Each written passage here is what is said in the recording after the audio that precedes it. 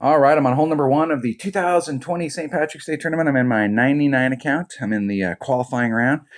So I got some low level, or at least T4 clubs. I'm not going to say they're low level, but I've been working on them. But they're T4 clubs, a T5 club here and there, and just trying to get it done. I have no notes. So I'm working off my 77 account notes and just kind of modifying them for this account. Working on win numbers, but today definitely got to qualify, try and get in. I'll be playing holes throughout the day. Just I got a chance to play a hole right here, so I'm gonna pop this off, and I'm gonna bring a whatever one of my long irons has the best ball guide. Whatever's got the best ball guide, that's what I'm bringing. And we don't need a lot of spin here, so I'm going to bring my B52. It looks like it's got the best ball guide. It's 79 accurate, so it's 1.4 per ring. Better write that down. 1.4. And I'm going to add on 15% to the wind. So let's select that, and I'm going to take a Navigator. Da-da-da-da. And that should be all I need. Now I want to be about, okay, so it's 1.4 per ring. Let's do some quick math here before I get out there.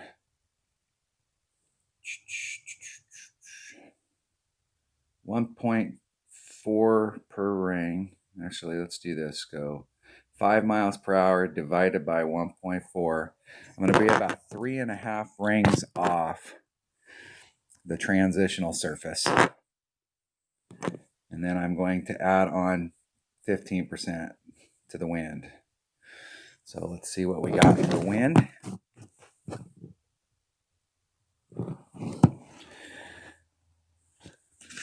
3.5 rings off.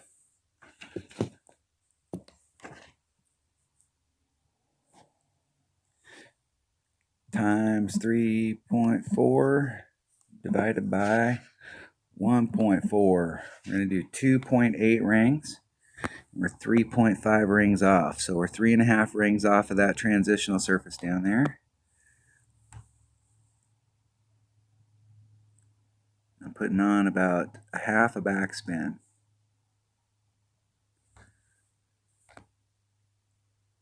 That does not look quite right. I don't have enough side spin to get me any closer, so I'll have to move it just a little closer. 2.8 rings. I'm going to run out of time. I have to hit it. Just snap it off wherever it is. One ring great to the right. Let's see if that run up is enough. So distance-wise, that was about right. And that was one ring great to the right. First time I think I've shot that a B52 in forever. I think I've only shot it with a B52 maybe one or two times ever. So I'll go back and watch that video. So I had to move it over to the left just a little bit, and that might have been like 3 rings off that transitional surface instead of 3.5.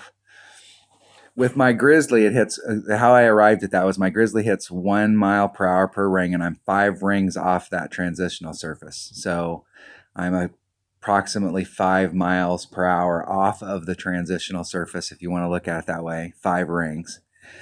And so just trying to figure out what the math would be if it's 1.4, so 5 divided by 1.4 per ring instead of 1 per ring gave me 3.5, and that kind of gave me a setting spot. But that ball doesn't have quite enough curl if I wanted to be in that area, so I can use a Navigator to cut the wind down, but it's going to be more towards, I didn't look at it when I did it, I just moved it over, but it's got to be pretty close to 3. Whatever that was. If I'd hit that perfect, it was right on track. Distance-wise, pretty good from right there.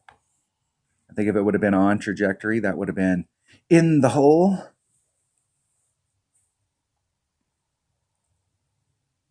And I'm going to forfeit all of these.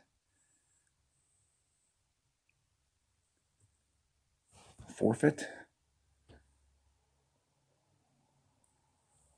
go to hole number 2. I'm going to play. I've got somebody coming to my house. As soon as they get here, I'll have to stop, and then I may combine these videos together.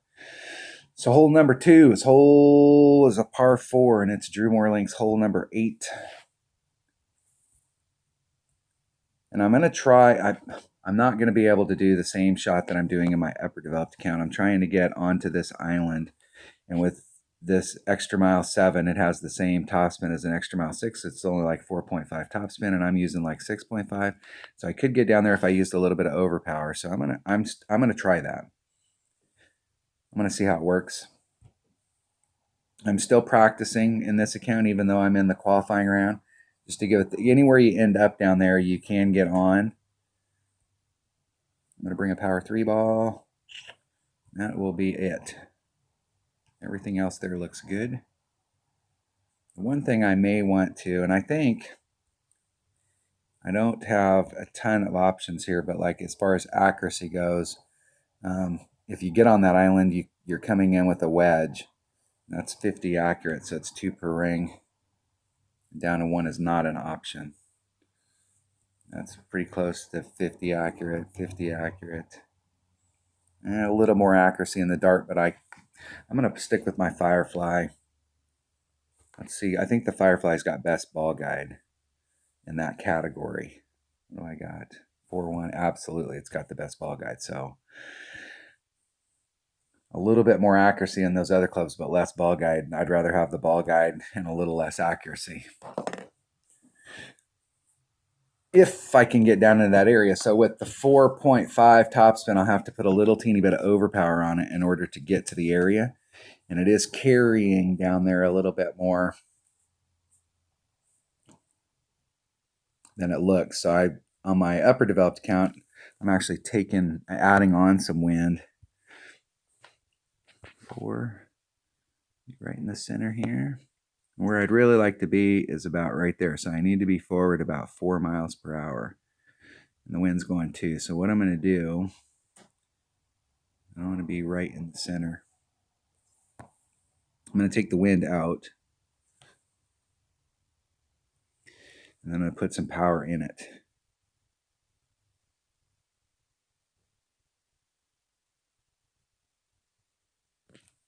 Isn't it perfect? And I don't think that was quite enough power. We will see. Just enough. And that was, I'll have to go back and look to see how much power that was. I was trying to get about half power.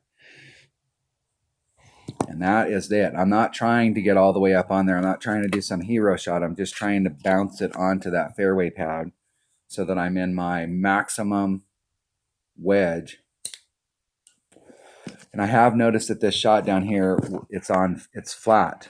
So the landing area there is at the same height as the green. So I'm not going to do any elevation adjustment. I'm just going to do a normal wind adjustment at 2.0 per ring.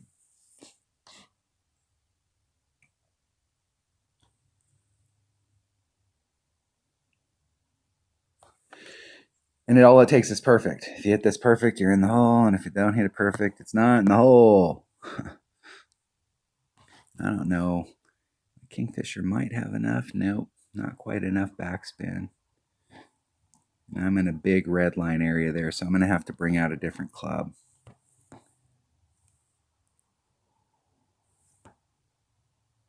I'm going to short shoot the heck out of this. So my Kingfisher in that level, that's about a little over a ring. So I'm going to short shoot it.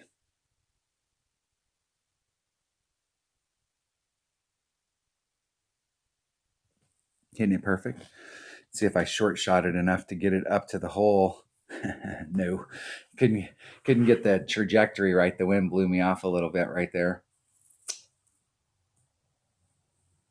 So that'll be an issue right there. So in order to get into my wedge range, I'm going to have to bring out a wedge that's got more power so that I can make that red line smaller if I want to hit that shot. Because there isn't any, I just barely dribbled on there, so there's not enough room. If I just barely dribble on like that, there's not going to be enough room for me to ever get into my Kingfisher range. And the only way I'm going to get in there, so I'll have to look. We'll have to go back and look at wedges and see which wedge is the option.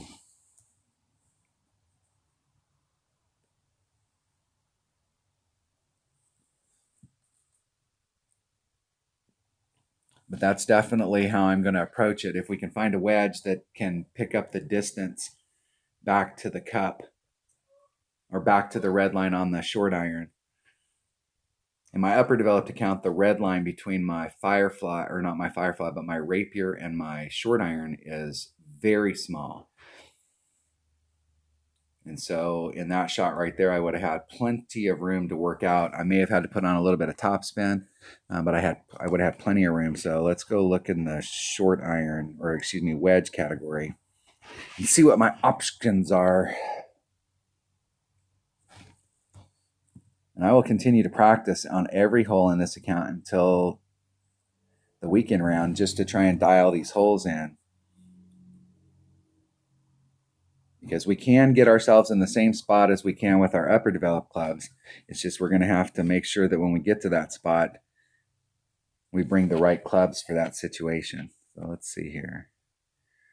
Firefly hits 37 yards, so got very little distance.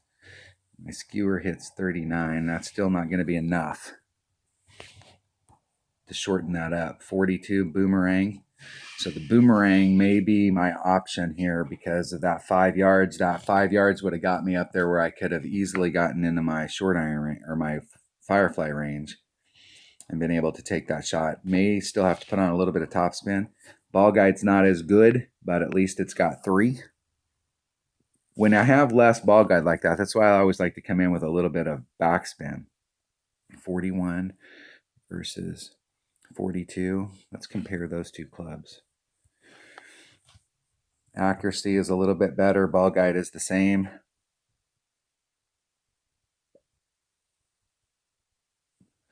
That 22 topspin concerns me because if we're at the back of the topspin, if we're at the back of the red line where we have to add on a little bit of topspin to get us to the hole, the boomerang might be a better option, even though it's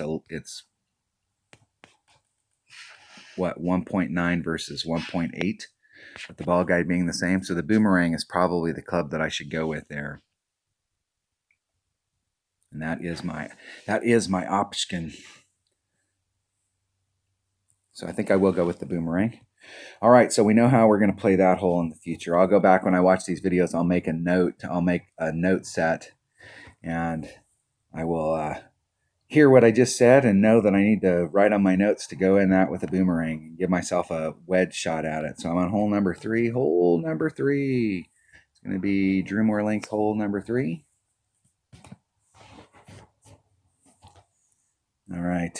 So I'm having to play this. And my Guardian is not, I'm going to play it with my accurate bag. And my Guardian, I'd really like to come in at this with a Guardian. Not sure what my ball guide is here. 171. And you got to hit it way up there in order to be in Guardian range. So I think I'm going to have to bring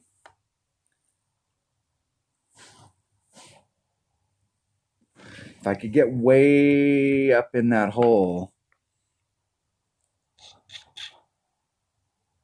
I could bring my one of those clubs that hits 170, which would be any of those. 173 still not going to get it done. And that 160 on that sniper takes it out of the mix. 32. Let's compare that with my Guardian. Little one less distance. Accuracy's about the same. Ball guide's a little bit better. I'm going to bring my Guardian just in case. Topspin's not going to be the issue here, I don't believe. And I want to take another bag that's exactly the same. It's got a extra mile. And that sniper. Let's try it out. If I can get the ball up there far enough, I could, but I'm not sure with an extra mile if I can get a deal. So the QB is a pretty standard shot.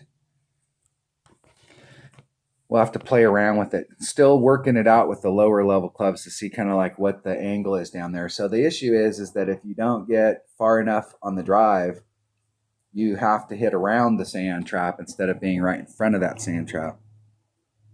And so if you have upper developed clubs, you can come there with a sniper and it hits like 173 instead of 160, but you're hitting it with a bigger QB that's got more topspin.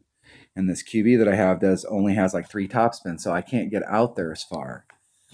So I'm going to see if my extra mile, because I've got my extra mile to 7 now, so I do have a little bit more curl. If I can get on that area right there and let the wind stay in. Hey. Let's see kind of like what that puts me. So if I come over here and let it push me out, and I put some curl on it to bring it back into the fairway. So if I'm in, the wind's going to push me out this way, 2-8. I'll put a little bit of curl on it to see if I can bring it back to the fairway. A little bit of curl, just a titch of overpower. Hit it 1 ring great on the left-hand side. And if I was going to hit it 1 ring great one way or the other, that's the side. The deal is if I can get way up there without getting in the rough. See, it's harder to do that shot with the extra mile because you don't have enough as much ball guide. I really like to take that with my QB and just do a max curl shot, but you can't get the distance with 3 topspin. You're going to end up probably having to bring a big dog. And with lower developed clubs, I can't even get on from there, so now I'm screwed. If you got a Nirvana and you're in that spot, you can get up and recover and no big deal. But with a machete, you can barely get up with a long iron. So from that area down there, if you were right off of that, you're in wood range. So with the topspin that you have on a Nirvana, you can get up there and recover because you're in with a bigger ball like this, but I don't even know if I can get over. Yeah, getting over is even a problem.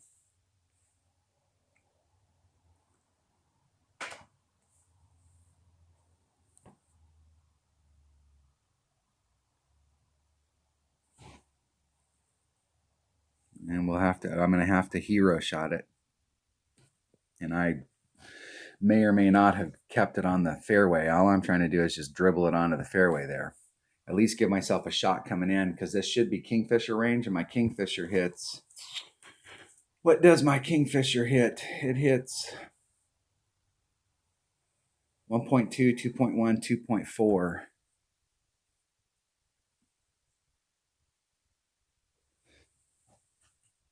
And I know from back in the spot that I was trying to hit back there in that fairway pad, I'm taking off a little bit of wind because it's uphill. And so from where I'm at, it's still uphill. So I'm going to take a little bit of wind off. And I'm hoping that I'll be like mid or minimum club where it's a little bit more accurate.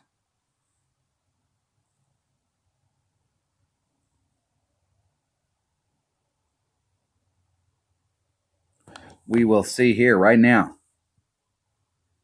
This is not the shot that you want to take there's max. There's minimum. So we're eking towards mid, 2.1 per ring. And just dial it up to the cup.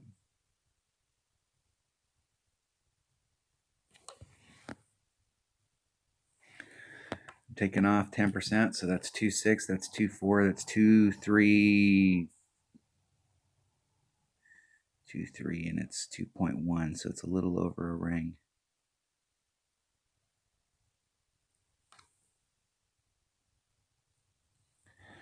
Just trying to hit it perfect. And I hit it 1 ring great to the left. Oh! In and out of the hole. If I had my speed right there, I would have been in the hole. And a perfect would have been right on the other side. So I made a good adjustment other than the speed.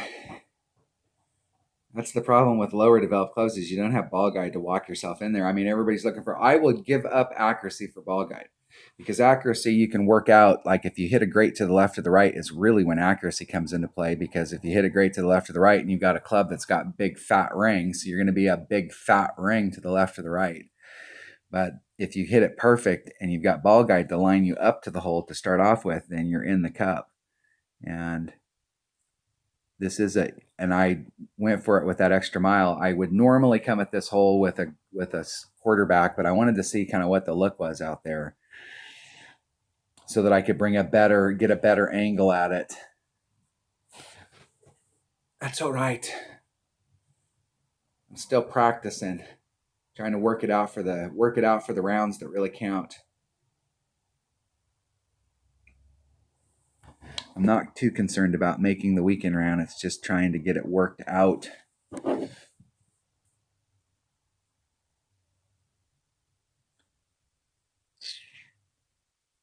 This next hole is also a hole the way that the wind is blowing, and it's this hole right here, and the way the wind's blowing. I wish the wind was blowing like that because it would be easier to work the wind out, but the wind's blowing, so we have to address that sand, and it's no bueno. All right, that was the hole. So I'm just going to go to it. You think about how I want to get out there. There's several ways to get there. I'd really like to bring a sniper.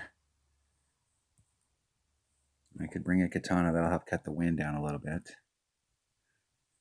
What are my other options? And we're just going to try that. See what the deal is. Try not to get a par on a par 3.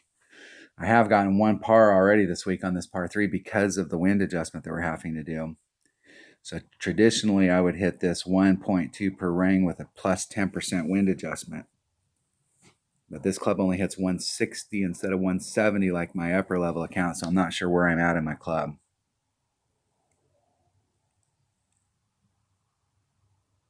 Hopefully I go first. My opponent goes first. I've got a 3-6 wind.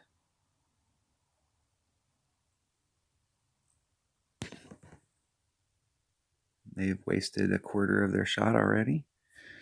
Now the deal is that where we want to be is like right here where that rough is real thin, and I think you could pull off over to the side to the left and put some side spin on. Normally you don't have to put any side spin on this shot, but I think if you pulled off to the left a little bit and put some side spin, you could still give yourself another ring or so of separation before you get to that sand.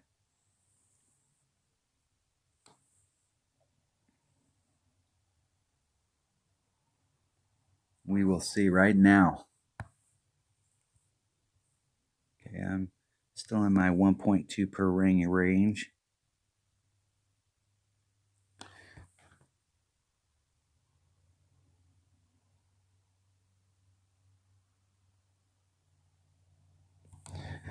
Okay, I'm going to add on 10%, so it's going to put me at 3. And let's see if we can get lined up with the wind.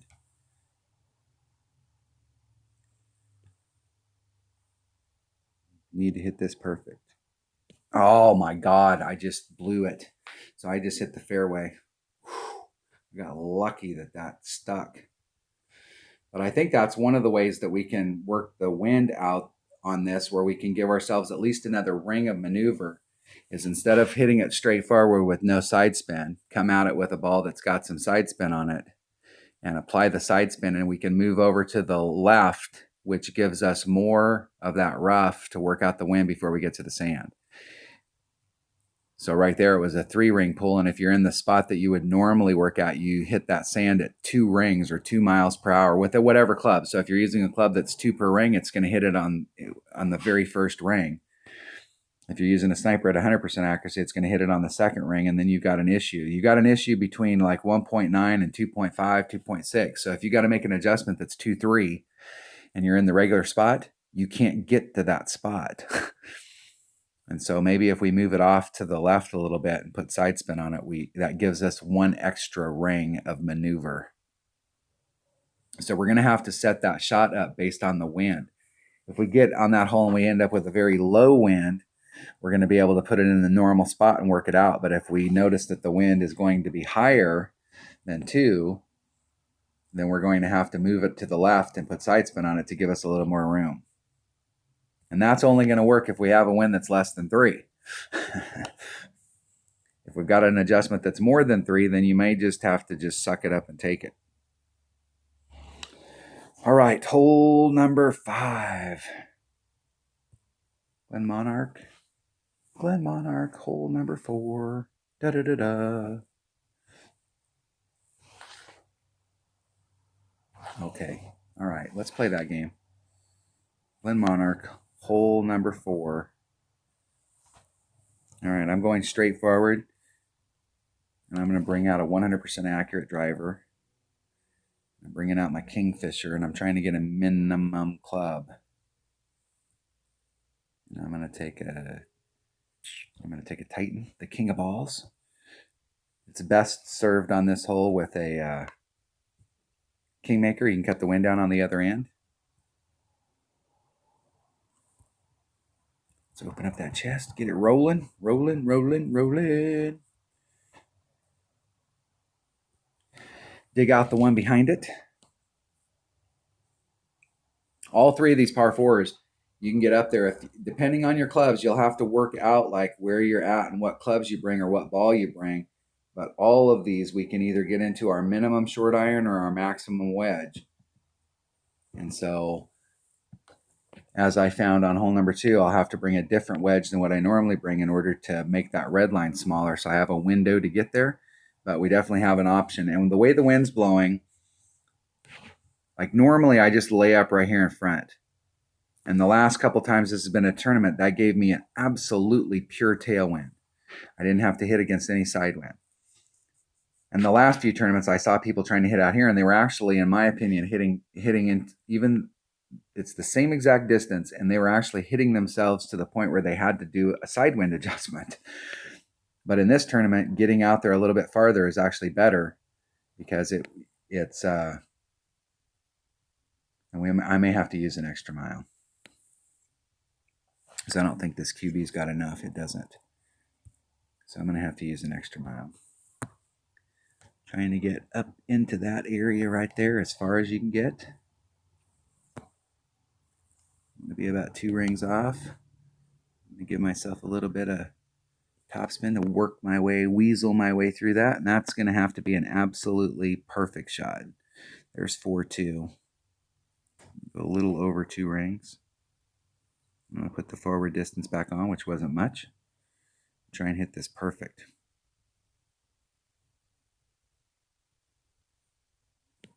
Hitting it perfect, and I was putting just a little bit of overpower where I was rubbing up against the nubs, where the needle's not going any faster, but I was trying to put as much power on there as I possibly could. And I may need to do a plus 10% wind adjustment on that, because where I was lined up, I shouldn't have been close to that, but a plus 10% would have been a quarter of a ring. I'm in the spot that I want to be in, but I'm in the spot where I wanted to be, but I would have rather come in there where I didn't clip that rough and roll out, because I don't want to take any risks of getting in the rough there. And I may want to go through my bag and bring a rough iron that has the best ball guide, because the machete works in a lot of areas, but it doesn't have very good ball guide. So let's see where I'm at in the club. Okay, I'm in Max Firefly. It's 2.0 per ring. I'm going to put just a sliver of topspin on. Just a sliver. Let's feed it up to the cup. It's 2.0 per ring, and I'm going to add on 10%, so that's 3.3. 2.0, there's 3. So we're just a titch over a ring and a half.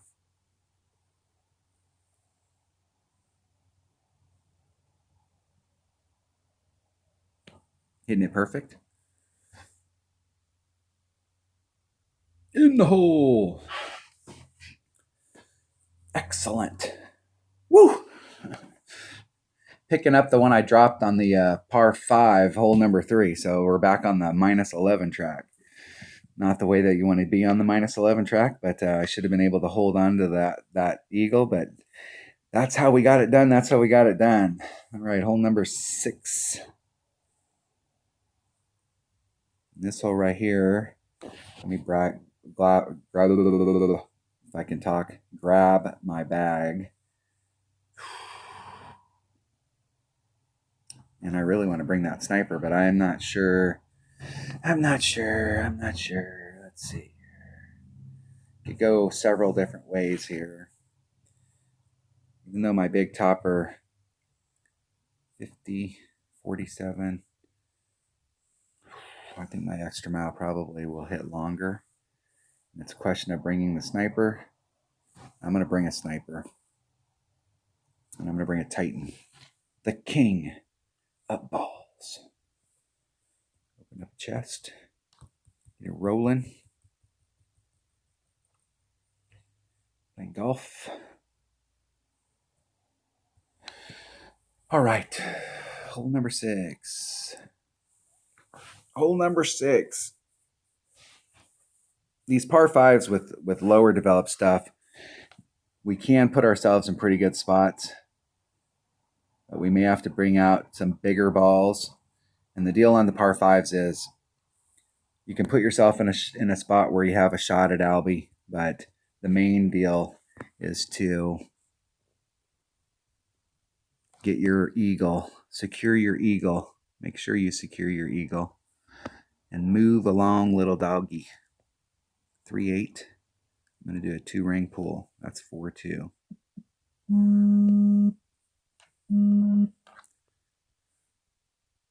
Just a titch of overpower on it. Hitting it perfect.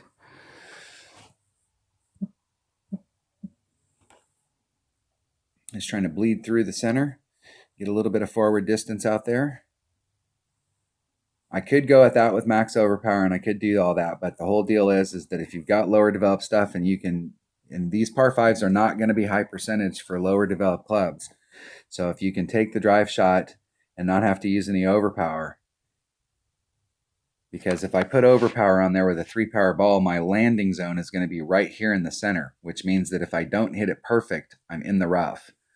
Now it might bleed through, but if I can line it up out here where I get my second bounce in front and my third bounce past, even if I was slightly off trajectory, I should potentially still end up in the fairway out there.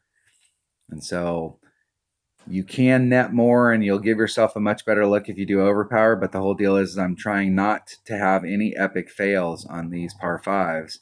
You can see where their second bounce was. They were right there. So if you make any mistakes with an overpower, you're right in the middle of that with your second bounce. So if you're off trajectory, you're screwed.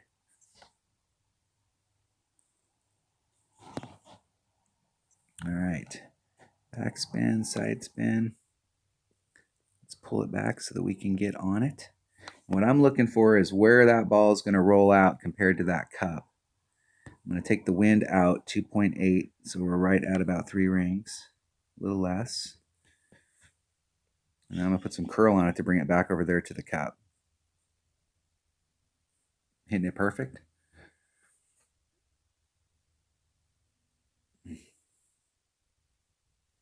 And stop. Put a little teeny bit further back if I'm in that area, because that was all the backspin. If you can get out there far enough so that you can get a straight line shot at it, you can use side spin to pull it to the hole. You don't have to put that curl in there. And curl is such a big variable that you can't kind of walk it up to the hole.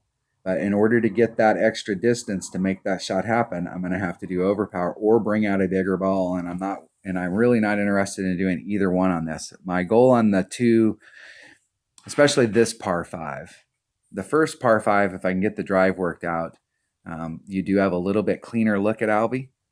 But this par 5 right here, I could make it, you could go out there and do the overpower and do all that stuff and give yourself a cleaner look at Albie, but the whole deal is I don't want to epic fail on these par 5s. If you go out there and you shoot the minimum score on the par 5s and the par 3s and you pick up all the par 4s, which is super possible with lower developed stuff, and you pick up hole number 9, the eagle on hole number 9, you're at minus 30 with a low level account.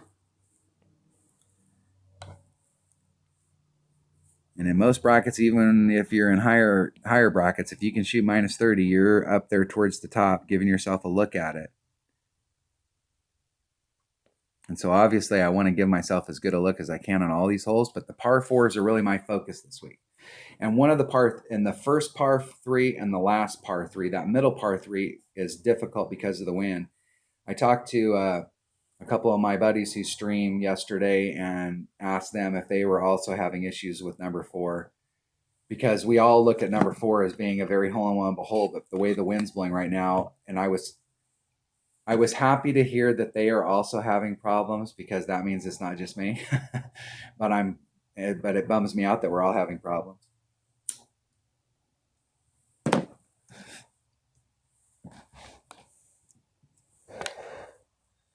And I will forfeit.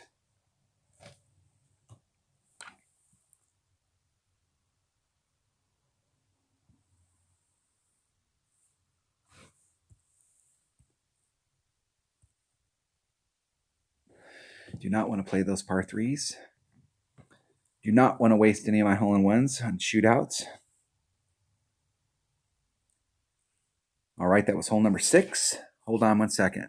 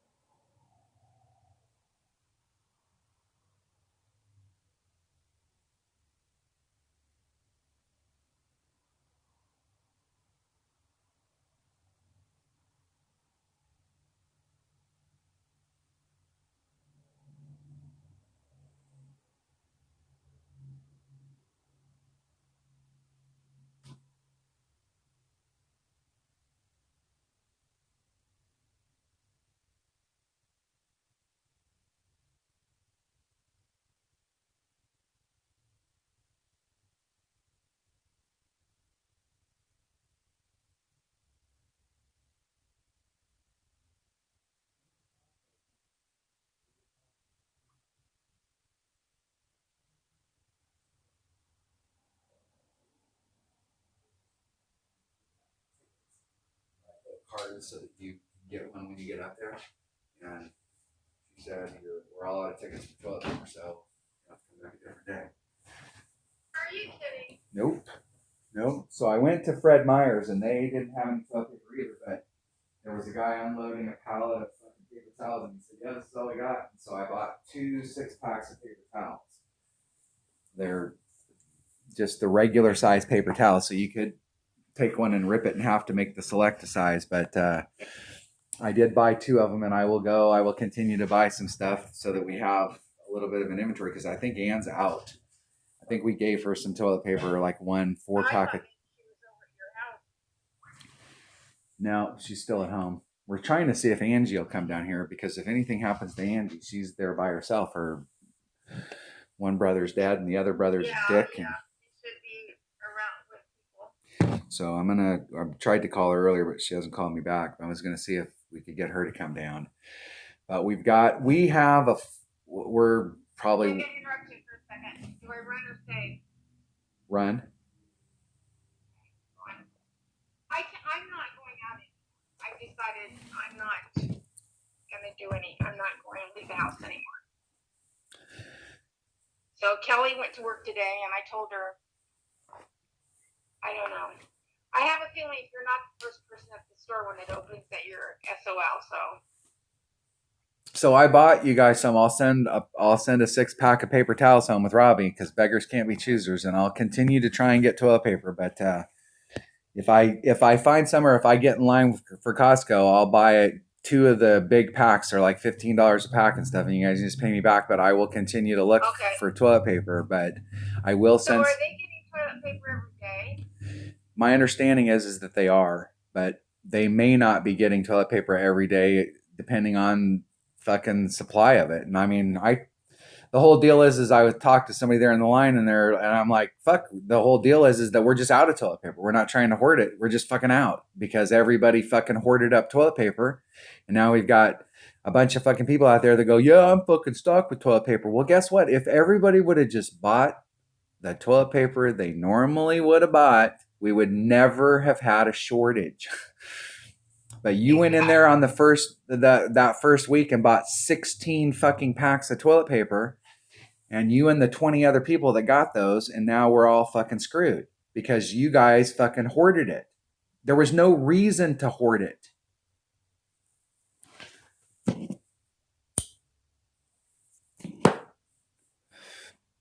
But I'll keep trying. Okay, I appreciate it. We will pay you back. Yeah, because the shit's fucking expensive in the store. The paper towels, six rolls of paper towels were $6. They were $1 a roll. I'll keep trying. Okay, so thank you for downloading Chrome. Finish setting up Chrome by downloading the app for your phone and tablet. You have to do that? No.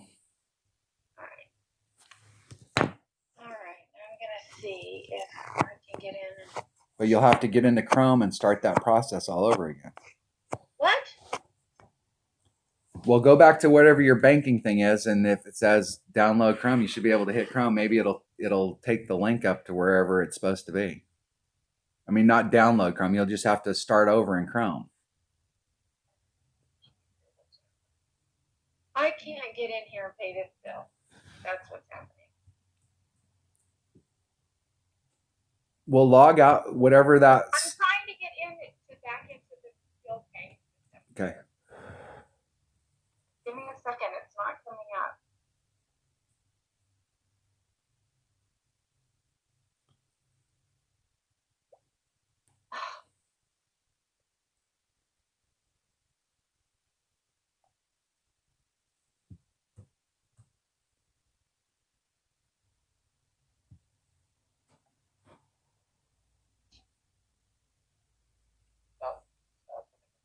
Okay. Robbie's here. He's going to help me. Okay. Bye. Bye.